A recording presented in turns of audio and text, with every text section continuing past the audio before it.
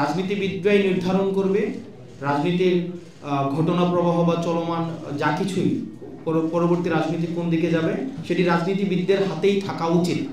সেনাবাহিনীর বক্তব্য আমি তো সেখানে হচ্ছে আমি মানে আমার ডিরেক্ট স্পিচ সেখানে কোটেশন দেওয়া ছিল, একদম ডিসক্লোজ তো ওখানে করা হয়েছে, একদম ডিরেক্ট স্পিচ আছে যে এখানে যে আমাদের কনভারসেশনটা কি হয়েছে ওর পাশ থেকে কি আসছে আমাদের পাশ থেকে কি হয়েছে না সেটা ওই মানে অপর পক্ষ বলতে পারবে।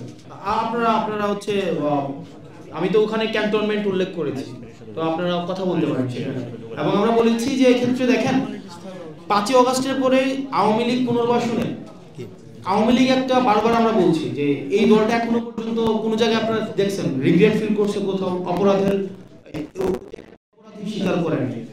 তো আমরা আমাদের জায়গা থেকে স্পষ্ট করতে চাই আওয়ামী লীগের আগে বিচার নিশ্চিত করতে হবে, তাকে দল হিসাবে বিচার নিশ্চিত করতে হবে, অপরাধ স্বীকার করতে হবে, তারপর অন্য কোনো আলোচনা হইতে পারে। এর আগে কোনো ধরনের আলোচনা হইতে পারবে না, ইম্পসিবল, এটা অসম্ভব। আমরা বলেছি যে 5ই অগাস্টের পরে আওয়ামী লীগের নাম পুনরাবৃত্তি করছি, 5ই অগাস্ট পরে আওয়ামী লীগের নাম, মার্কা এবং আদর্শ এই তিনটাই হচ্ছে অপ্রাসঙ্গিক। এখন এটাকে যদি মানে বিদেশি ষড়যন্ত্র অথবা দেশীয় কোনো ষড়যন্ত্র বা এজেন্সি থেকে কোনো ধরনের এখানে অপচেষ্টা চালানো হয়, সেক্ষেত্রে আমরা সাধারণ মানুষের কাছে কমিটেড, আমরা ছাত্র নাগরিকের কাছে কমিটেড। আমরা নির্যাতিত, নিপীড়িত, বঞ্চিত, গুম খুন হত্যা শিকার যারা গত দীর্ঘ 1.5 দশকের বেশি সময় ধরে হয়েছে, রাজনৈতিকভাবে নির্যাতিত যেই ক্রিয়াশীল রাজনৈতিক দলগুলো হয়েছে, আমরা তাদের কাছে কমিটেড। কোনো এজেন্সি, কোনো বিদেশি কোনো কোনো কর্তৃপক্ষ কারো কাছে আমরা কমিটেড। আমাদের সাথে যে আলোচনাটি হয়েছে সেনাবাহিনীর ঊর্ধ্বতন কর্তৃপক্ষ কর্তৃক, সেটি হচ্ছে আমরা মনে করছি সেটি রাজনৈতিক বিষয়ে হচ্ছে হস্তক্ষেপ করা।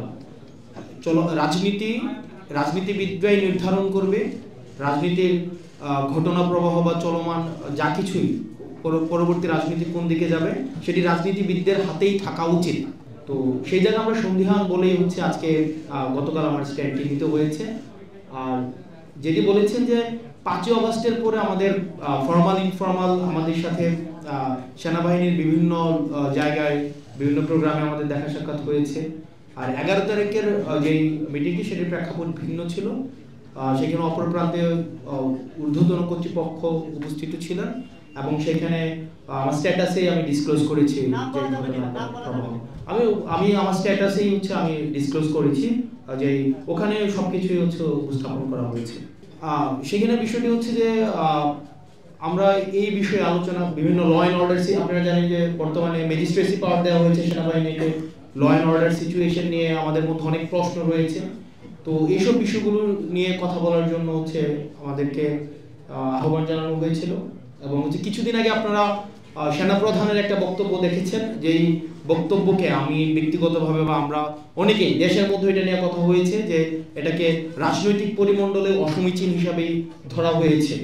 যে অন্তর্বর্তীকালীন সরকার প্রধানকে যেভাবে অ্যাড্রেস করা হয়েছে, যেভাবে অন্তর্বর্তী যে ইনক্লুসিভ যেই নির্বাচনের দিকে নির্বাচনের ইঙ্গিত করা হয়েছে আওয়ামী লীগ সহ, তো সার্বিক বিষয়ে যখন আলোচনার কথা বলা হয়েছে তখন গিয়েছিলাম, তো ওই বিষয়গুলো আলোচনা করা হয়েছে। আমার স্ট্যাটাসে সব বিষয় হচ্ছে একদম মানে স্ট্রেইট ফরওয়ার্ড সেখানে হচ্ছে স্পষ্ট করা হয়েছে। আর এখানে যেটা বলছেন যে আমি কি নিরাপত্তার ঝুঁকি অনুভব করছি কিনা, দেখেন 5ই অগাস্টের পূর্বে আমরা জনগণকে, ছাত্র নাগরিককে সাথে নিয়ে হচ্ছে আমরা আন্দোলন করেছি।